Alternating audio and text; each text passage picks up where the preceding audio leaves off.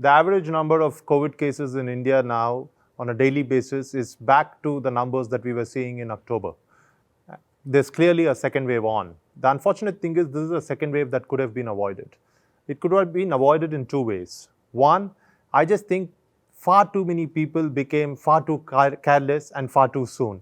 And it's not just common people. I just think the government eased a lot of restrictions, and these are the state governments which had initially put in place various restrictions about social and religious and cultural gatherings, and none of those restrictions are being followed now. Sure, some of the states have woken up a little late over the last 2 weeks and said, we are going to introduce some of these restrictions again. Some have actually gone ahead and introduced some restrictions, but I just think it's far too late. These are restrictions that should have never been removed in the first place. You should have never allowed more than a certain number of people in weddings, for instance. I just don't think it makes any sense to have huge cultural or religious gatherings.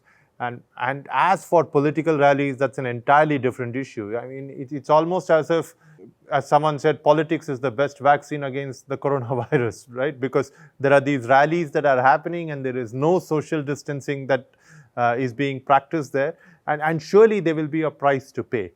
So that's, if we'd done all this, that's one way in which we could have avoided the second wave. But there is also another aspect, and this is the vaccine aspect. India started its vaccine drive in the middle of January. We are now in the beginning of April. If we had really shown intent in our vaccine drive, we could have vaccinated a significant number of people by now.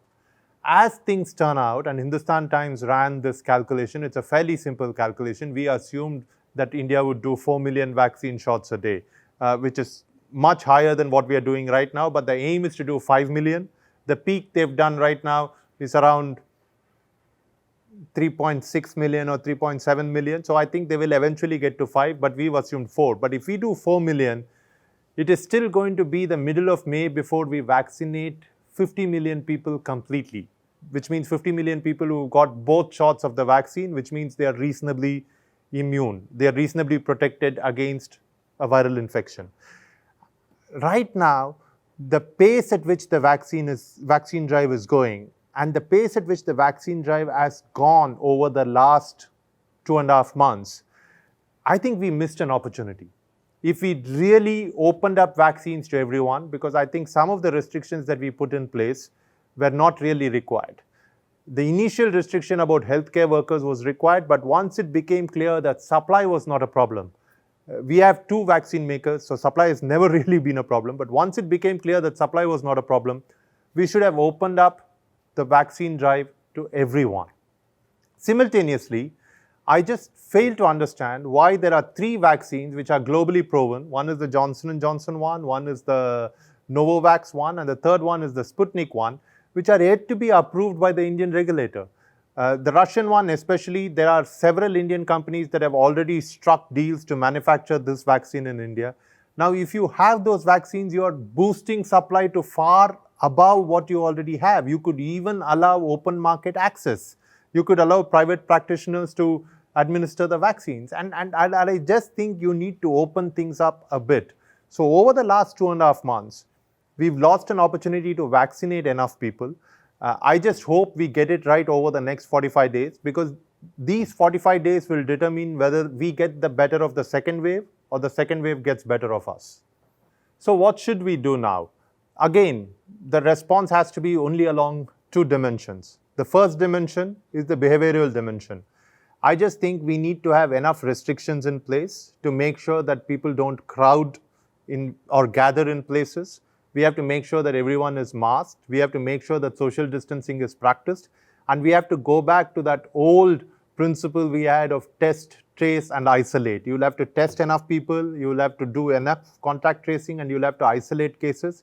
I'm told that in many states, even people who test positive are not isolating. They are asymptomatic, so they are moving around. Now, in the initial days of the pandemic, states actually had these monitor-like people, health volunteers, who would ensure that anyone who had to be in isolation was actually in isolation. All of those things have stopped. So maybe we need to restart some of those things. I don't think it makes sense to go in for a complete lockdown again. but there has to be a partial lockdown, especially in regions which are seeing a significant surge of cases. Mumbai is a case in point. There need to be a significant reintroduction of restrictions. That's one dimension.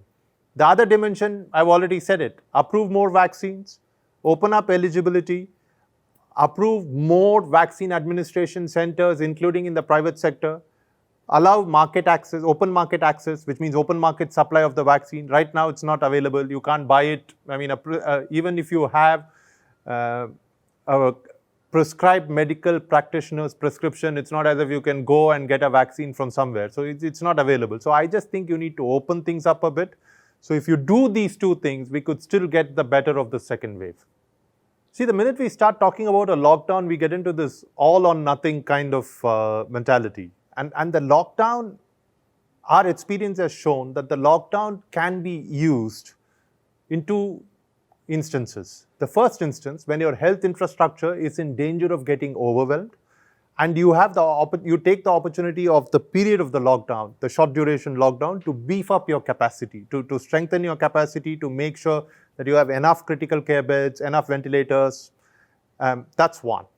The second thing is, if a state is suddenly seeing a surge of cases, like Maharashtra is seeing right now, and you want to abruptly stop the surge, the one thing that can really stop a surge in its tracks is a complete and hard lockdown. But the thing about hard lockdowns is that they cannot be for extended durations, right? So you need to have a really focused, short duration lockdown, but only in areas which are seeing surges, or in areas where the healthcare system looks like it's going to get overwhelmed. If you blindly apply a hard lockdown across the country, you will stop an economy that is right now recovering in its tracks. And of course, I don't think the healthcare argument holds true any longer, because whether it is PPE kits, or whether it's test kits, or whether it's critical care beds, or whether it's ventilators, I think most large states are reasonably equipped right now. The fear there, of course, is if you look at the rate of growth of the second wave of the pandemic, it is phenomenally faster than the first wave. If things go on unchecked, there could come a time when it may overwhelm the health infrastructure of even well-equipped states. Vaccine hesitancy is still a factor. Demand is definitely one of the issues when it comes to the vaccine. All the more reason why you need to open it out.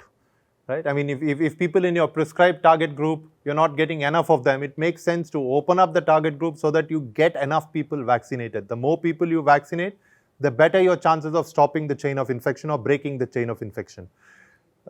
Why are people hesitant? People are hesitant because they think the vaccine doesn't work. Science has shown that the vaccine works, that in 70 to 80% of the cases, depending on which vaccine you get, you actually won't get infected.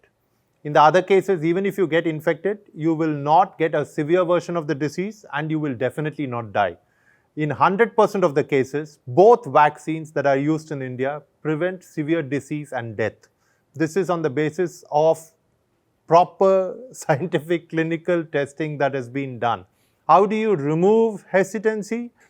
I just think that if you open up supply, if you open up administration of the vaccines, there will be enough people going and getting vaccinated. It will set in motion its own cycle. You know, people will see others going to get vaccinated. You know how it is, right? I mean, you don't want to get vaccinated, but suddenly you see tens of millions of people going to get vaccinated, and then you say, let me also go and get vaccinated. And I think that would help. But for that, you really have to open up. So what they did on April 1, which was to really open it up to anyone over the age of 45, is great.